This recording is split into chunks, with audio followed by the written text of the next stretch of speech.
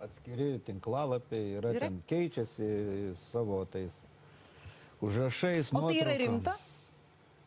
Kaip rimta?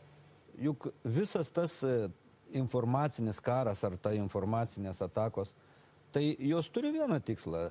Kiek tai priversti žmonės suabejoti tom vertybėm, kurios yra mums brangios, kurias mes ginam, kurias mes propaguojam, kurias mes norim įtvirtinti savo gyvenime. Viską šitą jie nori sugriauti. Suabejoti, kad jeigu tikrai kada nors ateis karinė jėga, tai čia jau Kaip Jūs manot, kokia dalis Lietuvos piliečių atėjus Rusijos kariniai jėgai pasitiks su raudonais gvazdikais?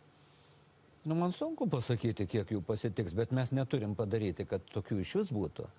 Mūsų visa politika šiandien turėtų būti, kad kuo mažiau žmonių patikėtų tą propagandą, tuo melų, dezinformaciją. O kaip padaryti? Uždrausti?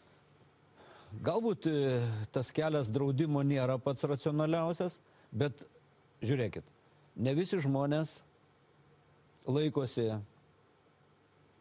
sakysim, tam tikrų medicininių reikalavimų. Taip. Nerūkyti, negerti, nesmurtauti ar dar kokių tai.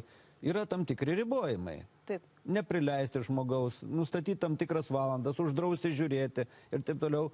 Tai galbūt ir šituo atveju tam tikri draudimai yra pateisinami. Pavyzdžiui?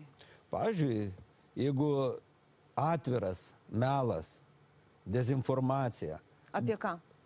Sakysim, apie Lietuvą, apie Ukrainą, apie apskritai, apie vertybės, apie mūsų istoriją. Nu, mes galime kas yra objektai šitų, reiškia, karų. Tai mes galim galvoti, kad reikia pareikalauti, kad tokio turinio laidų nerodytų, neretransliuotų pas mus.